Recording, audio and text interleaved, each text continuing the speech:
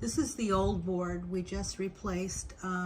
This is the regular standard board, and it was a little bit complicated because all these tiny wires. So if you're not versed, and which I'm not, and thankfully my husband helped me out, but all of these connections need to, go in. It's easier like to pop the board out before you start connecting wires, because it's hard to get your fingers in there. But once we got it in and figured out, following an instruction, a couple of videos, we were able to connect everything correctly. Kaleido M1 Sniper. Just changed out the board from the standard that uses the touchpad to the Pro version, which will now connect to Artisan. The standard does not connect to Artisan. So I'm going to go over to my Surface Pro and show you that I've already connected it to Bluetooth. It's the Roaster SRS. This one is my M6. I go over to more Bluetooth settings so I could check the COM port. I want the outgoing, which is COM6. Hit OK. Pop over to Artisan. Check my config port. Make sure it's COM6. Hit OK.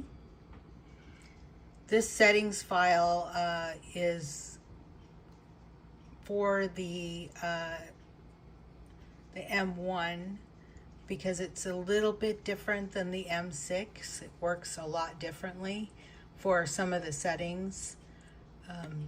For instance, the cooling fan commands are different than what's on my M6. This one needs PID on in order for it to heat, where my M6 does not. So it's just a matter of learning which buttons work for which roaster. So what I'm going to do now is I'm going to turn it on, and my temperature should read. It's already started. I've already got PID on. Oops, no, I'm sorry. PID just turned off, so let me turn it back on.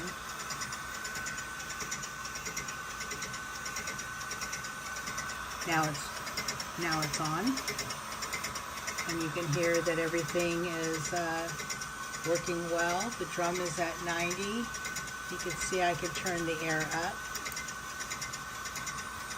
You can hear it going. I could turn down the drum and you can hear it slow down. I'm going to turn down the heat. Heat's turned down. Watch when I'll put the heat at 10%. Now I'll put it at 100%. And you can see that it's working perfectly. So the venture of changing out the board wasn't so bad, especially for a non-computer geek like me, or electronics messing around person. And that's it.